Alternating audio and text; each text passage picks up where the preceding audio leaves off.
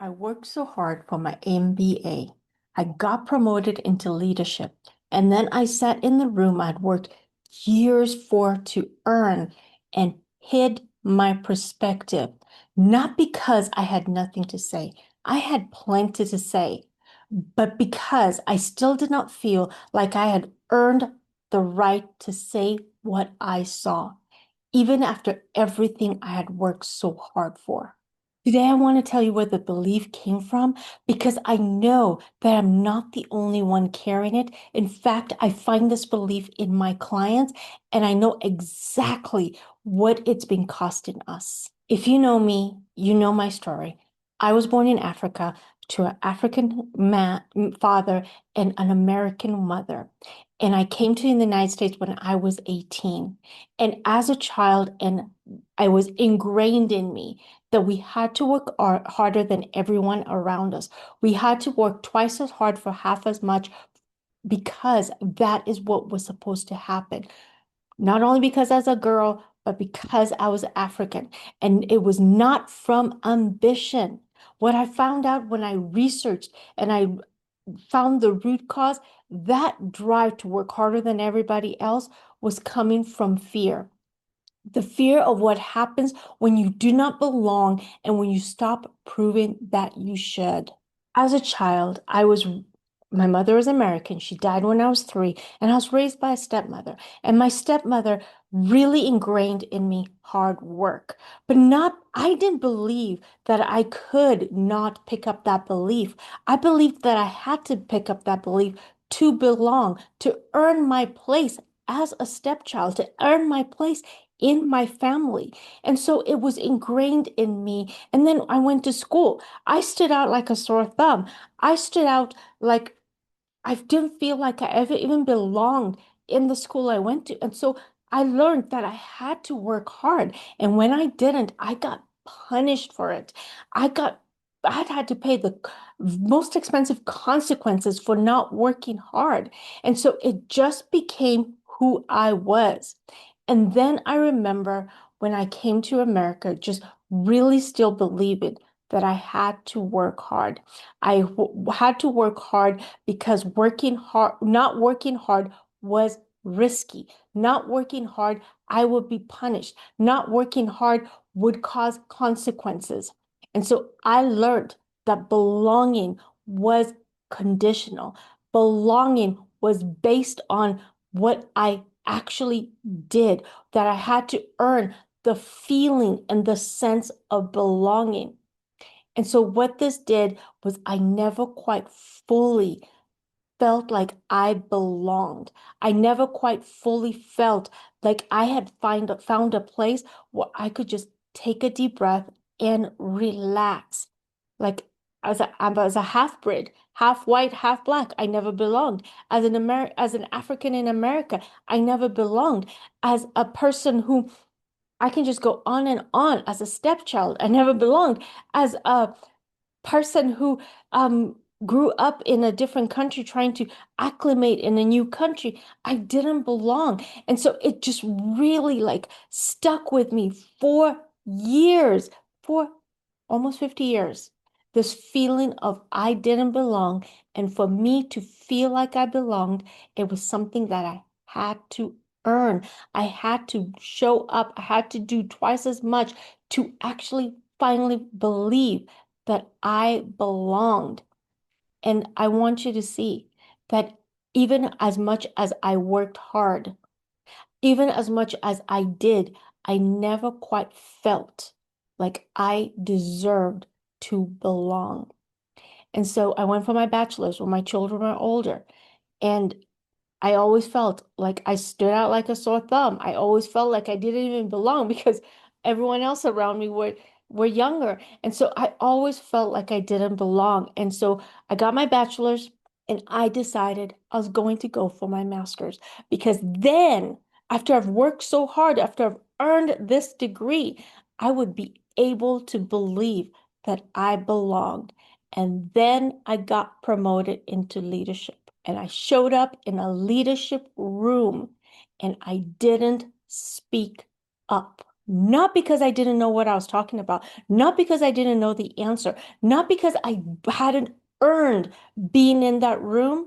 It was because I still believed that I didn't belong. I still believed that I hadn't earned being in that room. I still didn't believe that I'd worked hard enough for my perspective to be heard in that leadership room. So I hid my perspective. I silenced my voice.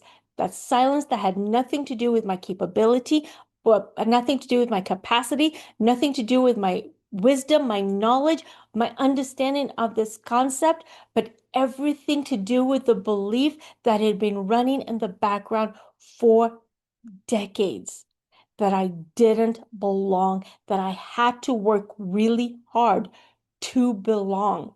The pattern was something that I still lived with for my whole life. And even though I had done all the work, I still didn't allow myself to believe that I belonged, that my voice mattered, that my perspective was important, that my opinions and my knowledge was deserving in that room.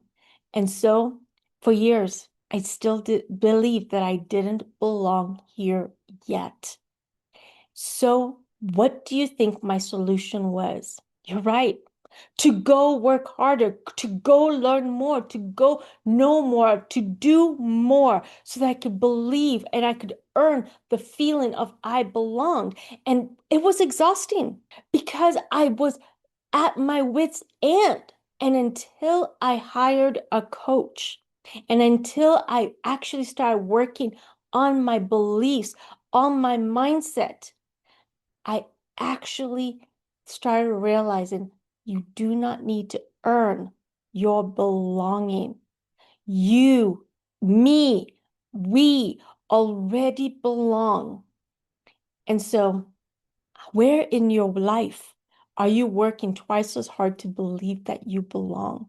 Where in your life are you telling yourself such a painful thought as I don't belong? Because being able to identify it is powerful. When I started believing that I belonged in any room I decided to be a part of, that I belonged in any community I decided to be a part of, that I actually, because of my unique, dynamic, and diverse background and knowledge and wisdom, that I am an asset in any community room that I choose to be a part of, things started shifting for me. I started being invited to rooms that I chose I belonged to. I started being included in communities that I decided I chose to belong to. I started being given the opportunities that matter to me. And so as I coach as the life coach for immigrant businesswomen, I see this painful thought in my clients, and I actually see the cost to them in business. They work so much harder than other people and don't allow themselves to have the opportunities that they have worked. They are the ones who will recite the knowledge, the wisdom, tell you what to do in business, but they still don't believe that they belong. They are subject matter experts. But because they still don't believe that they belong, that they have to work twice as hard to get what they want, they're still doing the grind work and not showing up amazingly in business, not showing up. They're hiding their perspective. They're hiding their viewpoint. They're hiding their expertise. They are the best kept secrets in the industry because they are hiding. They're softening their messages. They're not saying it the way it needs to be heard. They're not saying it in the way that will make people see that, wait a minute, I am in pain and this person can help me. They're saying it and they're whispering their voices. They're playing small. They show up and get coached on the same thing over and over again because they believe they don't belong. They show up and they take more courses. They learn more things because they believe that they don't belong and they have to work harder for it. And so they're also waiting for permission from outside people. permission from their results, permission from their clients, permission from social media, permission from their coach, permission from somebody else outside them to really believe that they belong in the room. And that permission will never come from anybody. I had to give myself that permission, and you have to give that yourself that permission, because when you're waiting for somebody else to give you that permission, it's never going to come, because people will benefit you from working at your expense. People will benefit from you over delivering at your expense. So they're not going to give you permission to believe that you belong. But once you give yourself that permission, once you decide that you belong, everything in your life changes. See, I also show my clients that hard work is who they are, and they can choose to work hard. Choosing to work hard is very different than working harder. And I'm actually going to share with you in a couple of videos the difference, because it's so different that once you see it, you can never unsee it. And when my clients allow themselves to believe that they belong, allow themselves to believe that their unique perspective, their unique approach to things, that they are a subject matter, things change. Their perspective starts to change every room that they decide they are a part of, that they decide that they belong. They decide that they are no longer an outsider, and they become the biggest asset in that room. That becomes the biggest competitive advantage. That's what happened to me. Once I really truly decided I belonged, then people started seeing my unique perspective. People started hearing my perspective and my viewpoint and the asset that I am. I just had to allow myself to believe that I belonged. And so now it has, for me and my clients who've decided that this happens, they actually start, this is where clients will start like 10x in their businesses, because they show up and stop muting themselves. So I want you to ask yourself, where did you start believing that you don't belong? What, how old were you when you started thinking that you didn't belong? And then decide that you belong. Decide that you deserve to stop hiding your perspective. Decide that you are an asset in any room you choose to be a part of.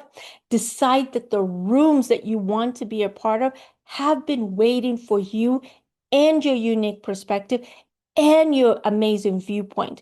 Decide that your ideal clients and your ideal customers have been waiting for someone like you, who sees the world in the way that you do, because you are able to help them see the world that the way they want to see it. Your way of seeing the world is needed in the world. Your voice, your unique perspective, your amazingness, your wealth of knowledge deserves to be seen. So if you see yourself in this video and you're going, but wait, I've been working harder to earn a belonging that was always mine to start with, take my quiz. It will help you identify what's really driving you overworking and help you identify where you are unconsciously overworking. The quiz is only 3 minutes. It's very insightful, and it'll help you understand yourself at a deeper level. The link is in my bio. I'm Ruth Duren. I am the life coach for immigrant businesswomen, and I help them understand how they're unconsciously overworking so they can create the life, the income of their dreams without the unnecessary exhaustion of overfunctioning and overworking. I love to support you. I'll see you in my next video. Have a blessed week, and bye-bye.